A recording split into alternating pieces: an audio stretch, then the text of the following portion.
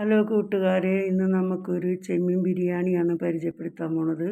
അപ്പം ഞാൻ ചെമ്മീൻ്റെ 1 കിലോ മീറ്റാണ് നന്നായിട്ട് കഴുകി ഫ്രഷായ മീറ്റ്.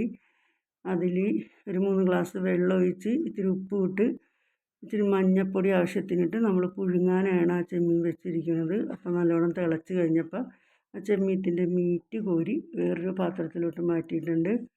അതെല്ലാം നമ്മൾ മാറ്റി ഇനി അതിൻ്റെ അകത്തോട്ട് നമുക്ക് 1 സ്പൂൺ മുളക് പൊടി ഇട്ട് കൊടുക്കാം.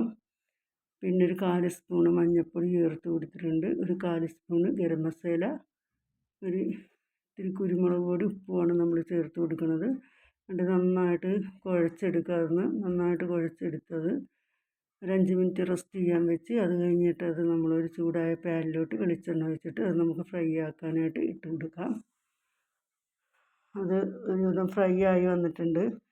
ഫ്രൈ ആയി വന്ന മീറ്റ് നമുക്ക് വേറൊരു പാത്രത്തിലോട്ട് മാറ്റാം.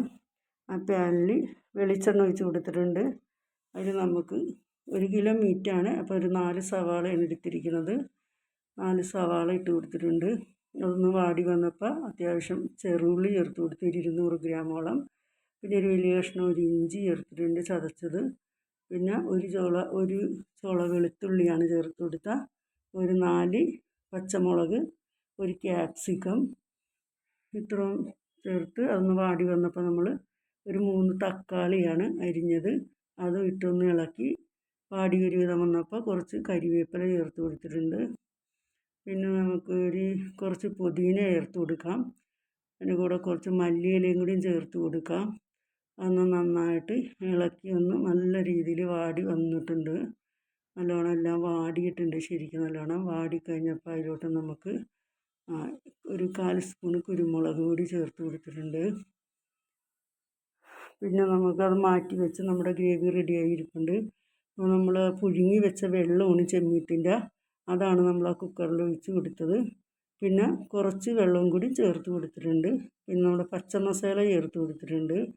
പകുതി ചെറുനാരങ്ങ പിഴിഞ്ഞ് കൊടുത്ത് അരി ഒട്ടാതിരിക്കാൻ വേണ്ടിയാണത്. പിന്നെ ഒരു 4 സ്പൂൺ നെയ്യ് ചേർത്ത് കൊടുത്തിട്ടുണ്ട്. നമ്മൾ ഒരു പാത്രം അരിക്ക് നമ്മൾ ഒരു പാത്രം വെള്ളമാണ് ചേർത്ത് കൊടുക്കേണ്ടത്.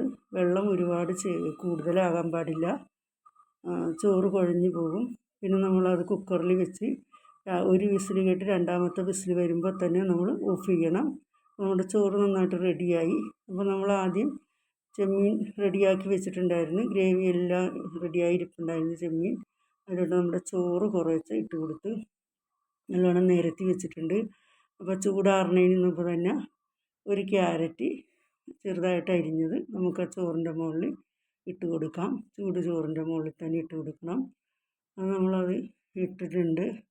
ഇനി നമുക്ക് ഒരു പാൻ വെച്ചിട്ട് 1 സ്പൂൺ നെയ്യ് ഇട്ട് കൊടുത്ത് അതിലോട്ട് കുറച്ച് 2 സവാള നമ്മളൊന്ന് മുരിക്കാനിട്ട് കൊടുത്തിട്ടുണ്ട്. അത് നന്നായിട്ട് മുരിഞ്ഞിട്ടുണ്ട്. അപ്പോൾ ഒരു സൈഡിലോട്ട് മാറ്റി വെച്ച് അതിൽ കുറച്ച് കാഷ്യൂനട്ട് ഇട്ട് കൊടുത്ത് കുറച്ച് കിസ്മസും കൂടി ചേർത്ത് കൊടുത്ത് എല്ലാം ഒന്ന് മുരിഞ്ഞപ്പോൾ എല്ലാം കൂടി ഒന്ന് മിക്സ് ചെയ്തിട്ടുണ്ട്.